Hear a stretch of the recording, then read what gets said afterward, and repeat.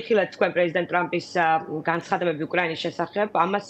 როგორც მედიაში, ასევე მის პარტიის შიგნითაც მოყვა გარკვეული კრიტიკა, მათ შორის სხვადასხვა ტრადიციულად რესპუბლიკურად განწყობილი სენატორები იქნებოდნენ თუ კონგრესმენები. ზოგიერთ შეფასებით პრეზიდენტის ეს განცხადებები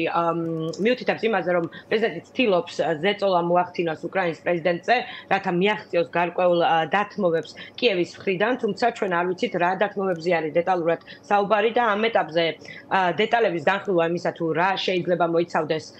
ის წინადადება, რასაც ადმინისტრაცია განიხილავს უკრაინის ომის დასამთავრებლად, არ გვაქვს ფრაგმენტები ამ შესაძლო შეთანხმების სხვა მედიაში გაჟონილი ინფორმაცია. ისეთი სხვა ინფორმაცია მოდის, რომ ჩვენთვისაც რაღაც ნავიგაცია რთულდება. უმეტეს შეფასებით ამ ეტაპზე საუბარი იმაზე თუ რა შეიძლება მოხდეს ან არ მოხდეს ძალიან ადრეა, რადგან რთული სათქმელია რა არის შეთანხმების პირობები, არის კი რაიმე შეთანხმება არსებობს თუ არა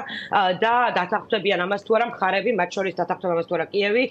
და მოსკოვი. ერთ-ერთი მთავარი გზავნილი, თუმცა სანამ უშუალოდ გადავალთ უკრაინის საკითხის განხილვაზე, პრეზიდენტის ადმინისტრაციას აქვს ის, რომ ევროპელმა მოკავშირეებმა უფრო მეტი უნდა დახარჯონ თავდაცვაზე, ევროპის თავდაცვის საკითხი ამ ადმინისტრაციისთვის უნდა მიდგომით არის ის, რომ ევროპამ საკუთარი ხარჯები გაზარდოს, ჩადოს მეტი ინვესტიცია და დახარჯოს მეტ ბიუჯეტის უფრო დიდი ნაწილი თავდაცვაზე და ევროპამ უნდა დაიცვას საკუთარი თავი მის კონტინენტზე არსებული გამოწვევებისა და საფრთხეებისგან, მაშინ, როდესაც ვაშინგტონი ფიქრობს, რომ მისთვის უფრო გრძელვადიანი გამოწვევა არის უკვე ჩინეთი და პეკინთან გარკვეული დაპირისპირება. რაც შეეხება უკრაინის საკითხს, მას შემდეგ რაც პრეზიდენტმა ტრამპმა ცნობილი განცხადება გააკეთა პრეზიდენტ ზელენსკის მისამართით, ჩვენ ვიხილეთ მისი ადმინისტრაციის ორი წარმომადგენლის განცხადება, რომელიც გარკვეულწილად განსხვავდებოდა ტონში პრეზიდენტის ტონისგან. პრეზიდენტი ცნობილია მისი ასე ვთქვათ კრიტიკული და მსგავსი გამონათქვამებით და იქნება ეს მუქარა თუ სხვა რამ სხვადასხვა ქვეყნების ლიდერებისთვის, ჩვენ ვიხილეთ ეს მექსიკის, კანადის შემთხვევაში და შემდგომ უკვე ვიხილეთ, რომ ურთიერთობები გარკვეულწილად სხვა ფორმატში გადავიდა. რაც შეეხება უკრაინის საკითხს, ვიხილეთ უკრაინისა და რუსეთის მოლაპარაკებებში კით კელოგის განცხადება, რომ მას ჰქონდა ნაყოფიერი შეხვედრა უკრაინის პრეზიდენტთან და მან უკრაინის პრეზიდენტი შეაქო და გამბედავი უწოდა მას. ასეთივე განცხადება ჰქონდა ასევე შეერთებული შტატების ხაზინის მდივანს, რომელმაც ხაზი გასვა კითხვაზე თუ მოხდება თუ არა სანქციების შემსუბუქება რუსეთის მიმართ, თუ რუსეთი არ წავა დათმობებზე, მაგრამ აღნიშნა, რომ რუსეთს მოუწევს, ანუ ამ პირობების სანქციების შემსუბუქებისთვის რუსეთმა გარკვეული ნაბიჯები უნდა გადადგას და მან ასევე საკუთარ გამოსვლაში პრეზიდენტი ზელენსკი დადებითად მოიხსენია, ომის დროს ლიდერი უწოდა მას, ასე რომ ამ ეტაპზე სხვადასხვა განცხადებები გვესმის ტრამპის ადმინისტრაციის წარმომადგენლებიდან. თავად ამერიკის პრეზიდენტი არის კატეგორიული და მისი გარემოცვის წევრებში, გუნდის წევრებში წარმომადგენელი, ასე ვთქვათ, სხვადასხვა ტიპის ხასიათის და სიმძაფრის ხარისხი არის სხვადასხვა, როგორც ჩანს მისი თანაგუნდელების განცხადებებში. როგორც წინასაარჩევნო პერიოდში ვიცოდით და კამპანიის პერიოდში ვიცოდით, რომ პრეზიდენტის პარტიის, რესპუბლიკური პარტიის და ასევე პრეზიდენტის გუნდის შიგნით იყვნენ ადამიანები, რომლებსაც ჰქონდათ განსხვავებული შეხედულებები გეოპოლიტიკურ საკითხებზე ევრაზიაში თუ ევროპაში და კიდევ ერთხელ აღნიშნავ აქ თანხმობა არსებობს ევროპის თავდაცვის კუთხით, თუმცა როცა საქმე რუსეთთან მოლაპარაკებებს შეეხება, აქ რესპუბლიკელები არ არიან ერთიანი და გარკვეულად სხვა პოზიციებზე არიან. ვიცით, რომ პრეზიდენტ ტრამპის გარემოცვიდან ტაკერ კარლსონი მაგალითად და ასევე დონალდ ტრამპ ჯუნიორი და სხვა პირები ბევრად უფრო კრიტიკულები არიან უკრაინის მისამართით, ვიდრე ვთქვათ ის პირები, ვისაც ჩვენ უკვე ვხედავთ ადმინისტრაციაში, იქნება ეს სახელმწიფო მდივანი მარკო რუბიო, იქნება ეს მაიკ ვოლცი, რომელიც ეროვნული უშიშროების საბჭოს მდივანია და ასევე კით კელოგი. ამიტომ რა თქმა უნდა ყველა ადმინისტრაციას ახასიათებს გარკვეულწილად აზრთა სხვადასხვაობა სხვა საკითხებზე თეთრი სახლის შიგნით, ის თუ